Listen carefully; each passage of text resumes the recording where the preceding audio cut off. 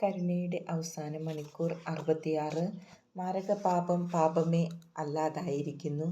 ഇതാ ലോകത്തിൽ പാപം പാപമല്ലാതായിരിക്കുന്നു.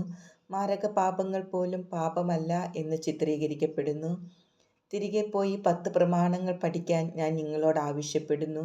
അവ അനുസരിക്കുകയും എൻ്റെ ദൃഷ്ടിയിൽ നിങ്ങൾ എങ്ങനെ ജീവിക്കണമെന്ന് ഉദ്ദേശിക്കപ്പെട്ടിരിക്കുന്നുവോ അങ്ങനെ തന്നെ ജീവിക്കുകയും ചെയ്യുക. നിങ്ങൾ പ്രമാണങ്ങൾ ലംഘിക്കുകയും പാപം ചെയ്യുന്നത് തുടരുകയും ചെയ്യുന്നുവെങ്കിൽ നിങ്ങൾക്ക് എൻ്റെ പിതാവിൻ്റെ ക്രോധത്തിന് വിധേയരാകേണ്ടി വരും. ഞാനിത് പറയുന്നതിൻ്റെ കാരണം കൊലപാതകവും അബോർഷനും സ്വവർഗ വിവാഹങ്ങളും വ്യാജ ദൈവങ്ങളുമായി ബന്ധപ്പെട്ട വിഗ്രഹാരാധന പോലെയുള്ള പാപങ്ങളും രാഷ്ട്ര നിയമങ്ങൾ അനുവദിക്കുന്നു എന്നതാണ്. നിങ്ങളുടെ രാജ്യം കൊലപാതകത്തെയും അബോർഷനെയും അനുവദിക്കുകയും അംഗീകരിക്കുകയും ചെയ്യുന്നുവെങ്കിൽ ആ രാജ്യം ദൈവത്തിൻ്റെ കരം കൊണ്ട് ശിക്ഷിക്കപ്പെടും. മറ്റൊരു മതവും അനുഭവിച്ചിട്ടില്ലാത്ത വിധത്തിൽ അത്ര ഭീകരമായി ക്രിസ്തീയത എതിർക്കപ്പെടും. എൻ്റെ അനുയായികൾ പീഡിപ്പിക്കപ്പെടുന്നത് പോലെ വേറെ ഒരു മതവും പീഡിപ്പിക്കപ്പെടില്ല.